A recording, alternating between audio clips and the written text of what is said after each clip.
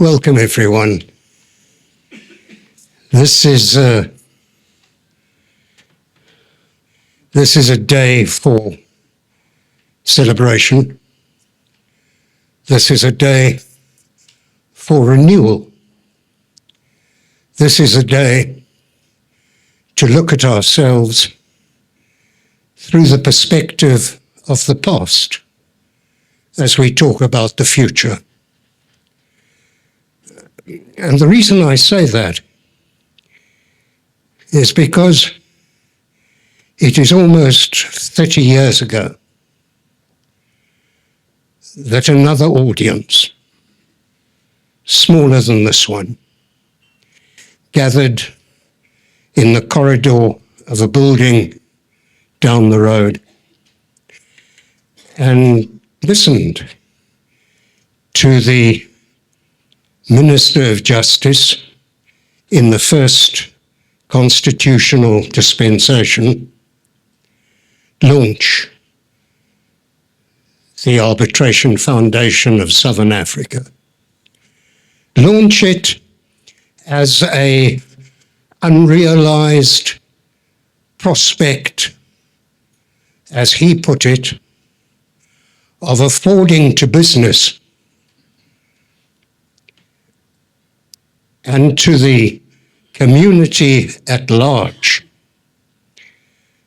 access to justice in the form of the confidential resolution of disputes. The speech made by Dr. Dalla Omar is captured in the reception of this building.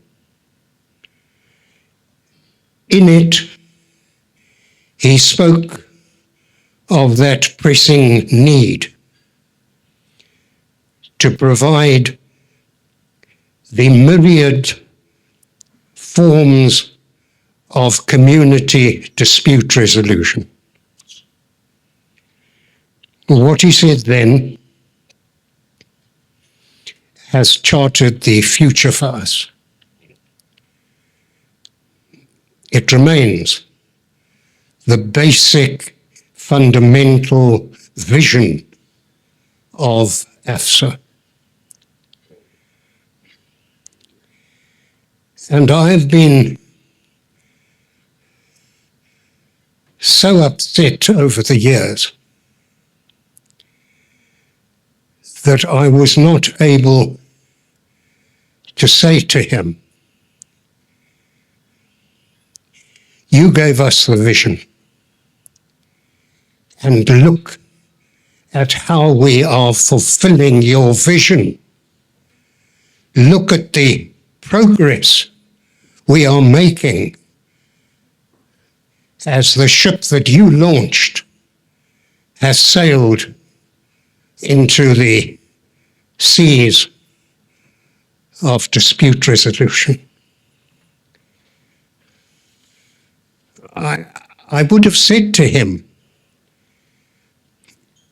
"Do you know that we have administered the resolution of thousands upon thousands of commercial disputes? Do you know that the local disputes that we have administered over the years carry a average quantum of 6 million rand in dispute in each matter, and we have resolved through this vision of yours thousands and thousands of cases. Do you know that when the government passed the International Arbitration Act and brought into alignment the courts in the support of arbitration, the government, in an understanding of the need to put together that alignment of forces that makes a country an attractive destination for investment because it is a reliable place for the resolution of disputes. Do you know that when that happened,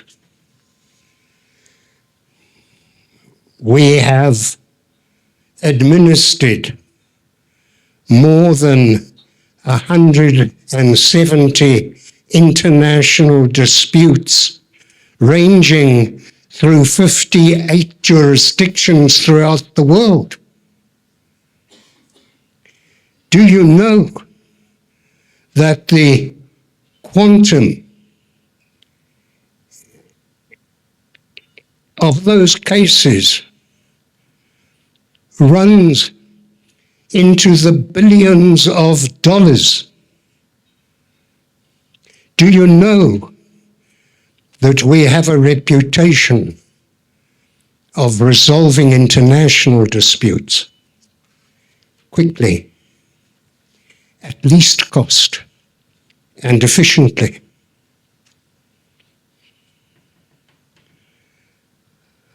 I would have said to him, when the 51 countries that make up the Forum of China-Africa Cooperation met and resolved that there should be a dispute resolution mechanism, do you know that the ship that you launched, that AFSA, was chosen as the first of those international institutions that should take its place in bringing that dispute resolution mechanism into being?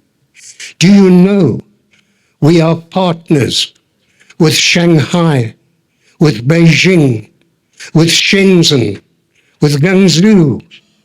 We are part and parcel of an international partnership that spans the continents. We are partners with Nairobi's International Arbitration Centre, with the West African countries of OHADA. Do you know we have achieved all of that?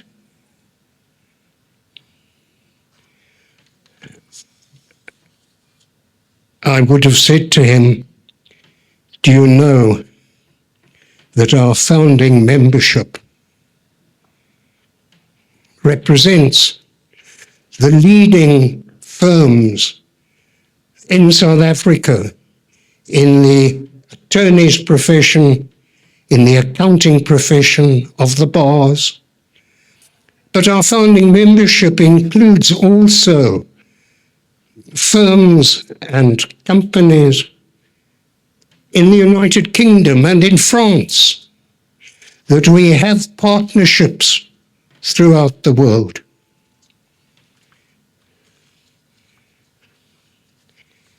Well, I hope his spirit, and the spirit which envisaged what could be done, is with us this evening.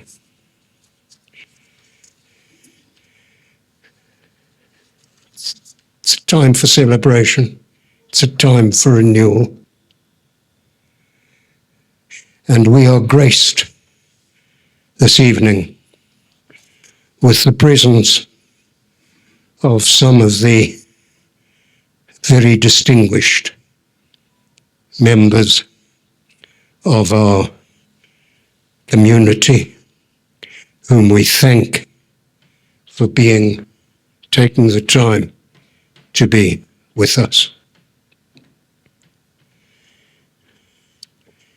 We have the presence of the Governor of the Reserve Bank,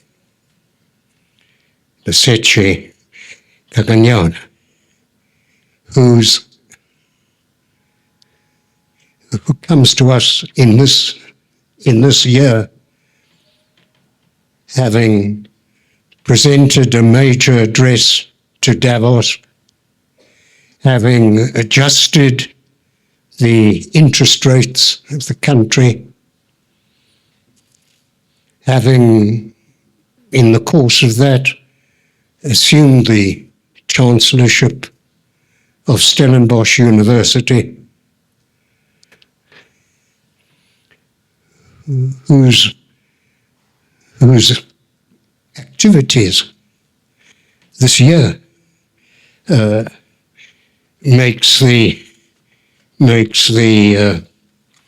seemingly frenetic activity of the President of the United States less impressive than it might otherwise have been.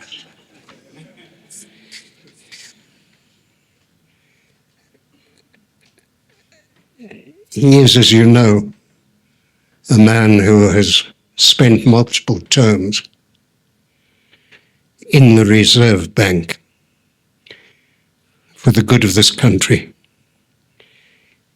You know of his extensive academic background in economics and in finance, and of his degrees, of which I want to mention one, as you will see later, for an ulterior purpose, namely the MSc he holds in economics from the School of Oriental and African Studies, the University of London.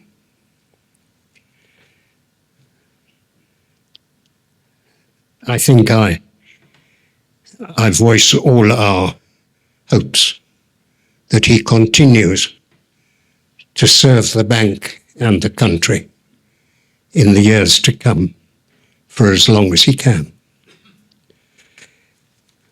We are graced by the presence of the judges, led by the former Deputy Chief Justice, Nikani, who has been a passionate leader and supporter of AFSA since its beginnings, who presides over the SADC panel of arbitrators, which are there to gather and to lead our work in the SADC countries.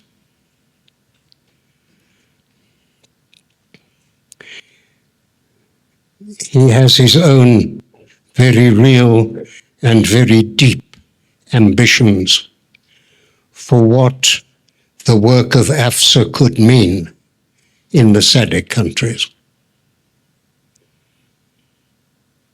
And with him, of course, welcome to the judges, both present and former, of our courts and the Supreme Court of Appeal, who have always given life to the tradition of our courts in support of arbitration and dispute resolution.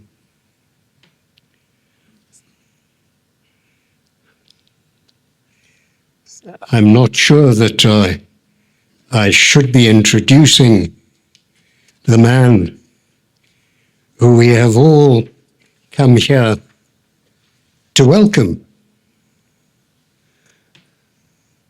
But I think it's right to say that the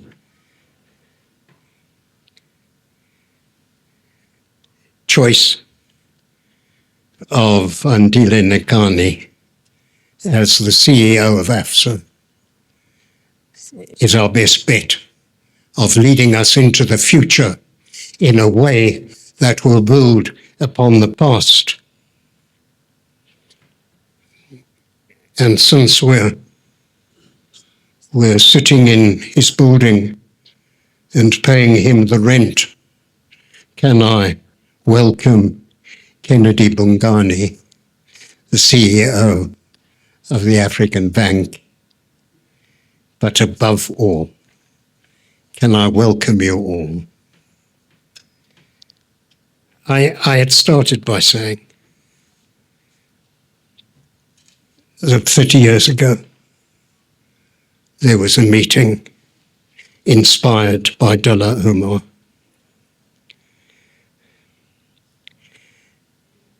I hope I pray that we will continue to build on his vision in the way he would have wanted. Thank you.